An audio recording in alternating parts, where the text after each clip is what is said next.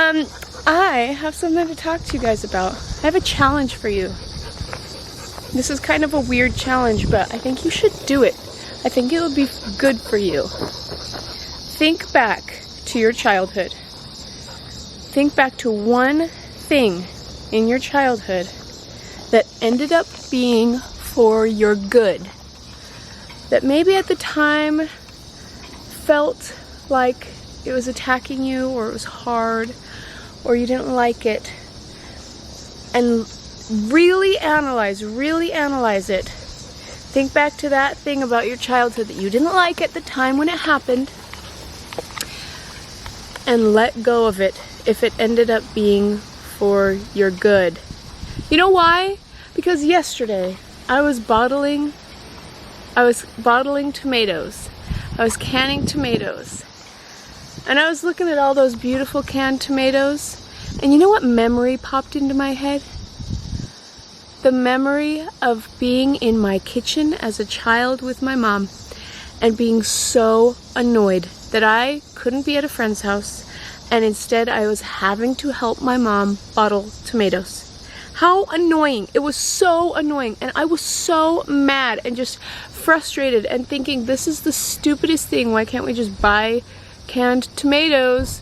Why can't we just buy the stuff from the store? This is really stupid. It's all available. And now I look back and think, holy cow. My mom was teaching me a preservation method that is so important not to lose. Like when all the stores during COVID didn't have food available and we were needing stuff. Yeah, that was for my good. My mom was teaching me something that was for my good. Not only was it teaching me hard work that was for my good, but it was also teaching me a preservation method for food that was for my good. So I can look back to that memory right now and I can say, okay, it's time to let that one go. That was ultimately for my good. And there's so many other things in my life that ultimately were for my good, even though at the time it just felt like everything was coming to an end, or I was so frustrated and just felt like everything was happening to me and it wasn't even fair. Well, guess what? Look back, I promise you, you will find some things that are actually for your good. Ultimately, in the end, they were for your good, so it's okay to let go.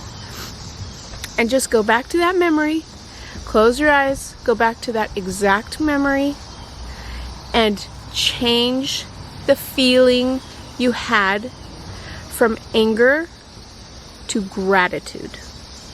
And I promise, if you do that enough times, you will start to heal on the inside, which will then start showing on the outside, and it will feel so much better. Even when I was fired from my job at a storage place that I used to work at, I was fired from my job. I lost my house and my job at the exact same time. I had 2 weeks to find a new place to live and a new job with me and Michael, and it was the scariest thing. You know what? It ended up being for my good. I ended up starting more YouTube and doing so much more YouTube, and then YouTube exploded and we got tons of money and tons of subscribers and all of the things we'd ever wanted, and it was amazing. That was for my good. Me being fired from my job, losing my house and my money and everything that was important to me at the time almost, was for my good. I promise if you look hard enough, you can find at least one thing that ended up being for your good. So far I haven't met anyone that has had a perfect childhood in their life. Not anybody. Every single person has something that they do not like about how they were raised, about what they experienced as a kid. So I promise, even if it just taught you resilience, even if it just taught you to not give up, even if it just taught you hard work, or to turn to better sources, whatever it taught you, I promise you can find something that ultimately led to you progressing in some way or another. And so try and find it. Try and find it. Share it in the comments below. What is something that ended up being for your good that at the time you did not think was any good at all? Oh, don't look at that. Just kidding. Look at it. It's fine. Look at this. So this is some wood butter, basically. I don't know if you've ever heard of wood butter, but wood butter is basically, it's like got beeswax and some olive oil, and or you can use like mineral oil and stuff in it, but it's just like almost like chapstick, but for wood. Isn't that cool? So I am just I noticed this wood was looking really dry. You can tell the difference. You see that difference? Where it hasn't been put on, where it has. I'm literally just kind of scraping off some, like that, and then finding a dry spot and rubbing it on. And it helps to make the wood be a little bit more water resistant, so it's not absorbing as much water, you know, so dry. And it's also antimicrobial because the beeswax is super antimicrobial, so that's really good for when you're cutting food on top of this wood, so it doesn't harbor all that bad bacteria. Anyway, so I'm getting ready to make a website and put a bunch of my products that I make with beeswax on it, and I was just curious if any of you guys would be interested in something like that. And if you would, then I might make it an actual product and put it on my website so that people can actually get it, because this is like God's natural way of, I believe, you know, doing things that are a little bit more I don't know, less harmful for you, no chemicals, you know? I love stuff like that. I mean, look at the difference that makes.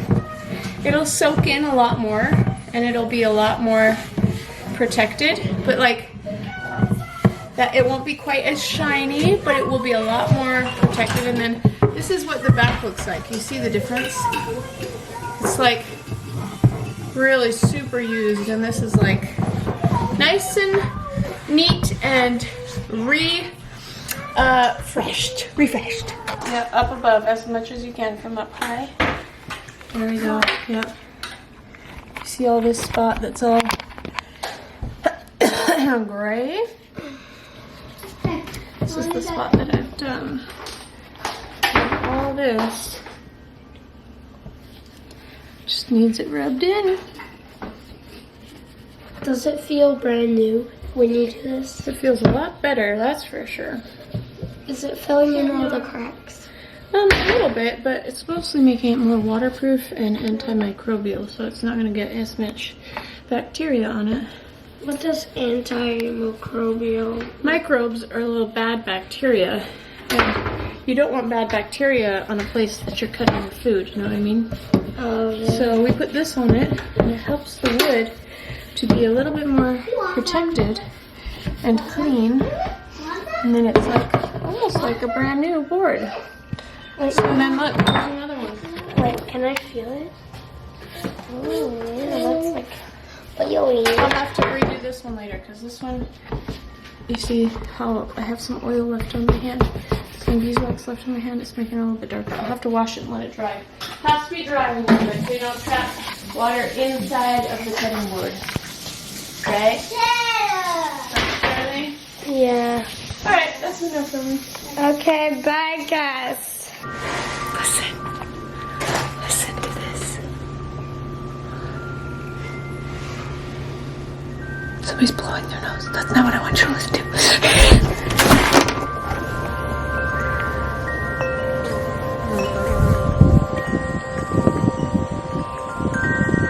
Do you hear that? This is my favorite spot in the house. I made this special chair. It's got these amazing crystal things that help bring prisms into the house. And you know what? They're powered by God's light. And that music, it's the wind chimes outside.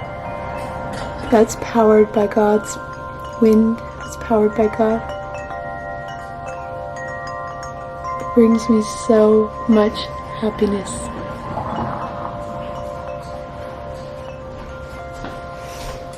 Mm.